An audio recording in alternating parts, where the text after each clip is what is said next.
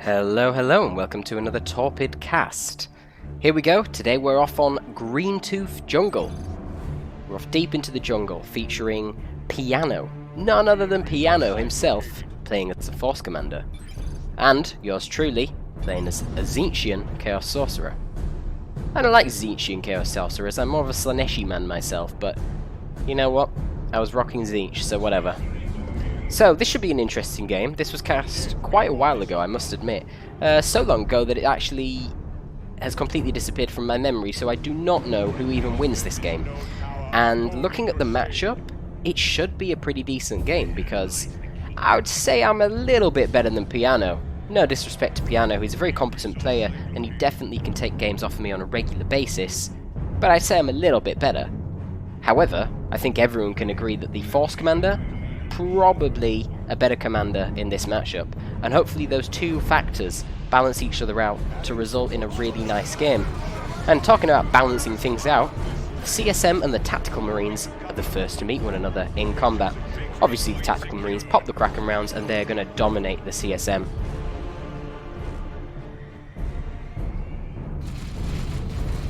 Just analysing the chat a little bit. Ooh, that was interesting. I actually used the Doombots to attack the Scouts. Very curious.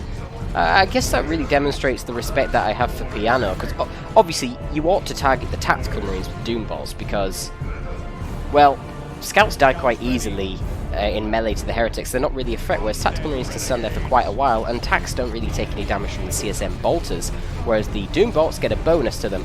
But I expected Piano to be competent enough to dodge with the Tacs that I didn't want to just throw out a blind Doombolt, because I felt it would be a waste. So I've thrown the Doombolts, expecting him to dodge with the Tacs, knowing that he's a good player and he'd know that the Tacs are the primary target, but it was a bluff, because I knew he would do that, so I targeted the Scouts instead. Not that it was really very influential, because they've still not lost any models, and to be honest they're just going to heal the damage off, but I just felt like that's an interesting little thing to point out. Of course, I do lose the initial engagement because Tacs beats CSM and the Force Commander beats the Sorcerer, so good luck dealing with that Sorcerer. And in order to combat that, I get the Fast Havoc out, which is a method of controlling the Force Commander in the first couple of engagements. Well, other than literally the first one. But of course, the disadvantage there is that it sets him up to get the ASM shortly afterwards, which in turn then can control the Havoc, and that's of course what he goes for on This Is the Meta. So I then have to rely on my two Heretics to counter-initiate the ASM, which goes somewhat okay if he fails to combo his Shotgun Blasts and Battle Cries and Grenades, but then in Tier 2 it's a little bit problematic due to the addition of the Merciless Strike on the ASM, which makes the Heretics mostly useless, and of course the Thunderhammer Force Commander as a potential threat, which in turn would also make the Heretics useless. So we're just playing a little bit of the map control game. You can see down here I'm denying him the ability to move one of his squads away from here because I can constantly thread him with a decap with the Heretics, and I do that by abusing the line of sight blocker.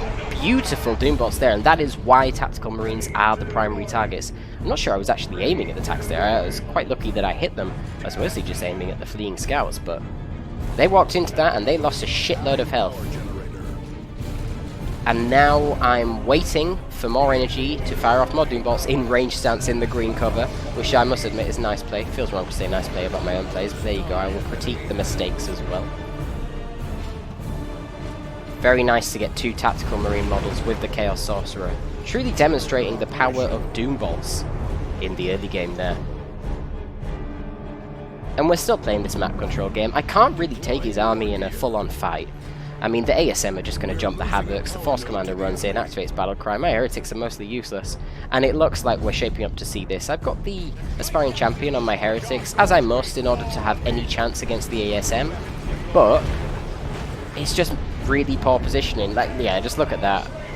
I can't catch the Scouts, the ASM are just going to move away, the Force Commander and Scouts then are going to bleed my Heretics, and I'm just not going to do anything to the ASM. I might damage them a bit, probably won't even force them to retreat, definitely won't kill a model. So I just force him to use his jump, force him to use his explosive shot and then get out of there, mitigating my bleed as much as possible. The advantage of my build here is that I do have a better income. I've just spent less money and I also get my generators up slightly faster, But as I said, the downside is my army just doesn't scale very well. Heretics are not very good in tier 2, even with their upgrades, and CSM lose to Tactical Marines one-on-one, plus CSM don't really get any hard AV options, whereas the Tax, of course, get the missile launcher. The advantage that I have is that I'm playing the Chaos Sorcerer, so the Chaos Sorcerer, the disadvantage is he's not very good early on, which is kind of crap, because Chaos aren't very great early on either. But in tier 2 I get a really nice composition. The Chaos Sorcerer's Bloodletter support and Khorne Dread support are very strong, and the ability to get the Chains of Torment is so nice when you've got a Thunderhammer Force Commander to deal with. It arguably is the best counter that you can have, though Drain Life on the CL is very good as well. But Drain Life doesn't stop the ASM. The Rogues stop the Force Commander and the ASM at once. For the Emperor, on the ticks, into a Shotgun Blast. Those ticks have took significant damage, and then the ASM decide to jump the Havoc. Battlecry has been activated. Fortunately, these heretics managed to slip through on very low health and tie up the scouts and force them off. And with the Sorcerer, the CSM, and the heretics here, and the FC already being quite low on health, those ASM cannot deal with everything, though they do crucially force off the Havocs. Though I guess it doesn't really matter too much, because the rest of his army has already been forced off. I am the first person to reach tier 2, but as I say, that's expected. We do drop gens quicker with the Chaos build in this matchup. In fact, I think Piano's kind of fucked it here, because look how much requisition he's got, and he's only building his 3rd gen now, so he shouldn't actually be this far behind in tech, but he's actually forgot about the generator, so that's a big mistake by Piano. He should not be this far behind in tech. He should probably be starting his tech now. Real talk. Sorcerer's going to try and go for that decap. Remember guys, decaps are faster than caps, so if you're trying to cap things on their part of the map and you don't suspect that you can hold them for very long, just go for the decap, then leg it. It's a simple mechanic, but I see it happening very rarely in 1v1s for some reason. CSM are coming down to screen off the scouts, but of course Tactical Marines do beat CSM, so they hit their Kraken Bolts and try and get a model. But as I say, I'm going to get the decap, and then most likely I'm going to have to get out of there. I actually see the Armour of Alacrity on the Force Commander, which is interesting. You don't see that too often. I like that I'm only moving these heretics around with 5 models. I don't think that it's particularly crucial to have more than 5 models, because especially now that we're going into tier 2, having a full squad can be nice in tier 1. If you can double up the heretics against the ASM, it will stomp them pretty hard. But generally, with 2 scouts running around and an Alacrity Force Commander, I'm going to be struggling for map control, so I'm not really going to have much opportunity to blob up 2 heretics. Because if I do that, I'm just going to lose all the map control. It's going to be way too easy for him to sneak Tactical Marines around the back into my gen farm and burn it down. So yeah, they've been on capping duty, and they remain on capping duty. As you can see here, they just totally ignore the fight. I know I'm not going to do shit with them in combat. They're 5 heretics. They ain't doing crap. So I just go for a cheeky decap. But yeah, fortunately, I retreat out there. If those ASM got the jump, this would be a dead heretic squad. It might even be a dead heretic squad nonetheless. But we don't see a retreat grenade, so they are going to live. No, he didn't have the energy, unfortunately. Otherwise, that probably would be a dead heretic squad. More Doom Bolts forcing off these scouts, but of course, they're Space Marines, so I don't get any models. And I'm actually going for a fast Dreadnought, which, me, right now, in the current meta, I think that's a really bad idea and would not recommend doing that. I would have gone for the Blood Crusher and tried to get out Bloodletters as soon as possible and then get the Robes of Torment. In hindsight, that's what I would have done. I just am of the belief nowadays that the Chaos Dreadnought is absolute trash, which we might see. Then again, he's going for the Librarian, so maybe it will be effective. Going instantly for the Mark of Khorne, I mean, that's very meta. But the thing is, this whole thing required me to have 150 power advantage over Piano. Like, that's a massive advantage. And the disadvantage of that is, even though I'm 150 power up with this investment compared to his army at the moment, I can't get a Gem Bash off because the K-Dread just doesn't bash very quickly. And yes, the K-Dread's really nice in combat, but I know, man, it doesn't... I've just invested 150 power into this motherfucker, and it doesn't get that much bleed. Like, this is not a Melter Dreadnought. It's not going to be bleeding tax. Yes, the bolters can bleed scouts, but they're scouts. They shouldn't even be in combat in the first place, and I have no opportunity to get a bash. Interestingly, he builds Devastators, which presumably are going to be Las Devs, and I would imagine we'd also see Sternguard here. Oh, he does have the Librarian. Yeah, I didn't notice that. Yeah, that's a point. I was going to say, it's very interesting to get Las Devs against the Chaos Sorcerer, because of course I can just get the Sigil of the Rift and make them rather useless, but the Librarian actually counters that completely. Not only does Veil of Time make it harder to hit the Sigil of the Rift due to them being faster and having no setup time, but even if I do hit the Sigil, all he has to do is use Gate of Infinity, so the Sigil teleports the devs forward, and then boom, Gate of Infinity. Counters the Sigil, they teleported right back to the Librarian. Nice try, Sorcerer. Librarian ain't going to allow it. Heretics doing heretic things and being bled all over, Space Marines losing no models, but the advantage of this Chaos Dreadnought at the moment is he doesn't have any way to push the mid, because he cannot kill the Chaos Dreadnought. So long as it's near those Havocs, as long as I don't get sloppy with my micro and the Havocs actually survive a jump, if they do get knocked over by the ASM when they're on 2 models and the ASM has a Sarge, that could be the end of the Havocs. So I need to see their jump coming in and quickly hit retreat before they actually knock them over. But as I say, so long as I can keep those Havocs and I can bait in the ASM, hit the Robes of Torment, and then just bleed his ASM, preferably getting a few snipes on his Sergeant, my economy will be in a good position, but I do think that I badly need Bloodletters. Dealing with these guys, the plasma attacks, oh, they're horrible. You'd think Tzeentch Marines would be a good choice, but plasma attacks will absolutely rape Tzeentch Marines one-on-one, due to the Kraken rounds and the fact that they fire in bursts.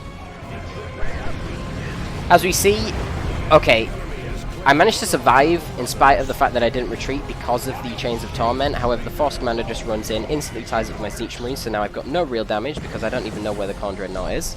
Did it go for a flank? I'm not sure. ASM going for a snipe on the Tzeentch Marines. Get pretty close. Get to take down another Havoc model. Bleed, bleed, bleed. Force Commander and Librarian absolutely smashing my Heretics, which by all rights have no real reason to be on the field. The Sorcerer himself needs to get the fuck out of there. But the problem here is now the Dreadnought is isolated. Fortunately, he doesn't really have any AV on the field at present.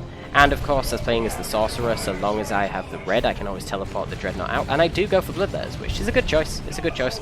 But I think there would have been merit to getting Bloodletters out earlier, just so I had that pressure earlier on, you know?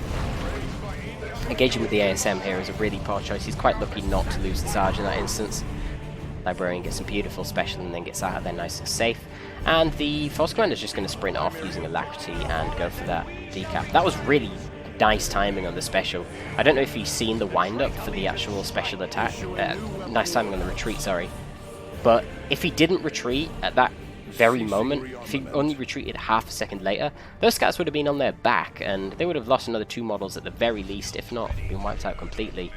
And interestingly, we see the Power Fist. Not a very common purchase, but I suppose it makes sense. You've got the Librarians, and you've got Alacrity, so it's not like the Force Commander has to be stuck into the combat. He doesn't, you know, this is not a mindless A-move Force Commander, teleport into their blob, start doing Thunderhammer specials. This guy can run around the map, he can bleed models easily with that Power Fist because it does more damage per hit, so it's better against ranged units that are kiting them, because remember, you don't want DPS against fleeing ranged units, you want damage per hit, because you don't get the opportunity to use your DPS.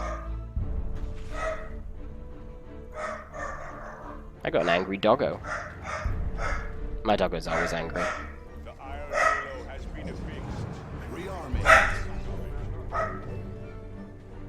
But if it's not an angry doggo, then it's Steam server update, so I'm not restarting this shit.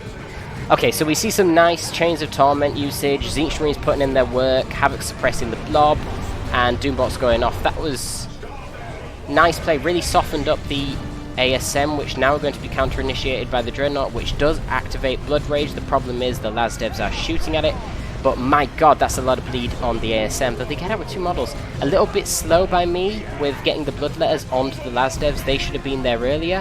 However, it gave Piano a false sense of safety, which meant that the Force Commander overstayed his welcome and was easily picked off by the combination of the Flame Sword, Sorcerer, and the Dreadnought.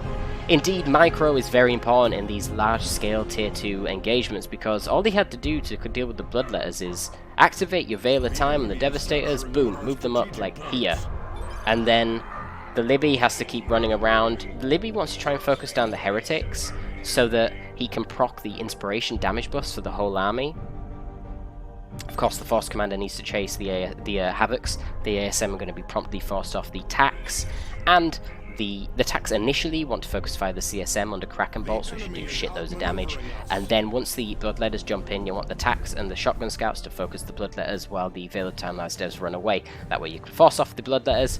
You are going to take bleed from the ASM, but you're going to bleed the Tzeentch Marines, the Bloodletters, the Heretics, and the Havocs, so overall your economy should be fine, but he lost the Force Commander, so that's not great. But yeah, this army-wide composition, I actually have the advantage right now.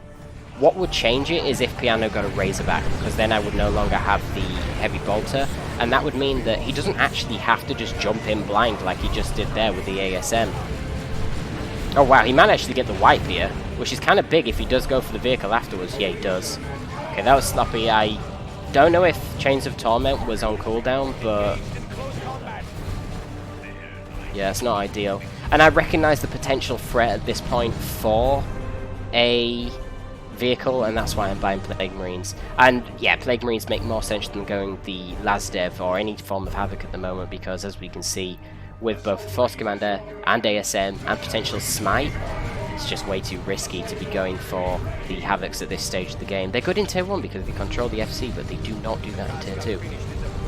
Fortunately, you don't get any more bleed on the ASM models, don't even get a Scout model, which is a shame. And Piano is doing a good job, in spite of my superior composition, to really mitigate the VP bleed. But I have a massive VP advantage, but I missed it at some point. He managed to wipe out my capping Heretics, the ones with the low models. So that's unfortunate. Big push in the center here. Fortunately, the Force Commander does not have enough energy to use the Flesh over Steel, or that could be a real problem for me due to the Lasdevs being here and presumably still under the Veil of Time. I don't know if they still are, but due to my Sorcerer being there, I felt fairly safe to activate Blood Rage to deal with the Force Commander, teleport the Bloodletters in, get the tax off the cap, and the VP pressure is on. Piano does not have a lot of time to deal with my army. He needs to deal with the army, push them off, and get some bloody caps. That said, my Dreadnought is level 2, so it's going to be hard to take him down, but 1,300 HP is a lot of HP. Remember, Heretics only repair at a standard repair rate, 10 HP a second. Getting up to 1,300 HP is going to take a long time. So that means that the Heretics and the Dreadnought are relatively immobile and at least weakened for now. However, a nice bait out with the Merciless Strike there. He does jump in, but I don't think that's going to help you against the Chaos Sorcerer and the Bloodletters, but he is focusing down the Chaos Sorcerer, that's all he wants. I recognize that, and activating the Chains of Torment, now those ASM are absolutely fucked. Oh, that's it, he just concedes. Really? Okay. Fair enough. Oh, I see. Because he saw me dropping Terminators and that's the end of it. Yeah. Wow, yeah, I got to tier 3 quite quickly there. So, okay. I expected that game to actually go on a fair bit longer. This is going to be a bonus replay. It's not going to be one of our standard Thursday ones. But, let's analyze this replay a little bit, because this is a really interesting matchup and one that we see quite commonly. This play here is great. Bait out the ASM, hit them with the Chains of Torment, they can't get away, and you're really impacting on the Space Marines economy quite well. Obviously he was going for the Sniper and the Sorcerer, and that is something that I predicted. I also predicted the early Merciless Strike, so you have to be more cautious as a Space Marine player. They're just standard players in Piano. I expect better from you, mate. I expect better. You need to be wary of that. And the other big mistake that I noticed, I mean, okay, look. Real talk, don't go for the Librarian. Not as an early Tier 2 purchase. The Sub-Commanders in general are force multipliers. That is to say that the greater your force that you already have, the bigger the impact of the Sub-Commander. But if you don't already have a very powerful composition, the force multiplier isn't multiplying much, so it's just not a very efficient economic purchase. Whilst it does allow you to go Lasdevs, I just don't think that's very efficient. Think about it, you've paid 350-60 for the Librarian, you pay 90-30 for the Gate of Infinity, you pay 250-30 for the Devs, and then 75 for the Las Cannon. You're talking approximately the same price as a Dreadnought, if not more expensive. it's not worth it when bloodletters counter them so easily.